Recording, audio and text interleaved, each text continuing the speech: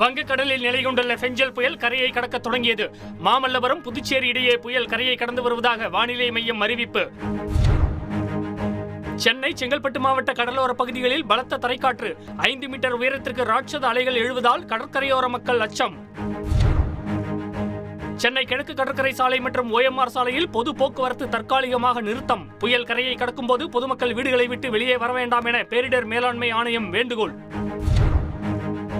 சென்னை ஏழகத்தில் உள்ள மாநில பேரிடர் கட்டுப்பாட்டு மையத்தில் முதலமைச்சர் ஸ்டாலின் ஆய்வு. மழை பாதிப்புகள் குறித்து அதிகாரிகளிடம் கேட்டறிந்தார்.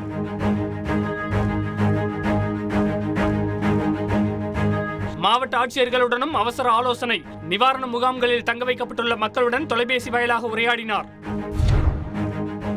சென்னை உட்பட தமிழகத்தில் மழை பாதிப்புகளை தடுக்க உரிய முன்னெச்சரிக்கை நடவடிக்கை எடுக்கப்பட்டுள்ளது. மாநில பேரிடர் கட்டுப்பாட்டு மையத்தில் ஆய்வு செய்த பின் முதலமைச்சர் ஸ்டாலின் பேட்டி.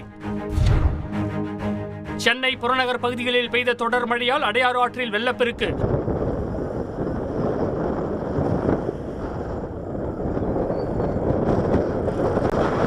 கூவம் ஆற்றில் ஏற்பட்டுள்ள வெள்ளப்பெருக்கால் நொளம்பூர் மதுரவாயில் தரைப்பாலம் மூழ்கியது. சென்னையில் நந்தனம், தியாகராய நகர், போரூர் பகுதிகளில் வீடுகளுக்குள் புகுந்த மழை வெள்ளம். அண்ணா சாலை, அரும்பாக்கம், ராயபுரம், தாம்பரம் பகுதிகளிலும் சாலைகள் மூழ்கின. தண்ணீரை வெளியேற்றும் பணியில் மாநகராட்சி ஊழியர்கள் தீவிரம். விமானம் தரையிறங்க முடியாததால் சென்னை விமான நிலையம் தற்காலிகமாக மூடல். அதிகாலை 4 மணி வரை ஓடுபாதை மூடப்படுவதாக அதிகாரிகள் அறிவிப்பு. விமான நிலையத்திலேயே பல மணி நேரமாக காத்து கிடக்கும் பயணிகள்.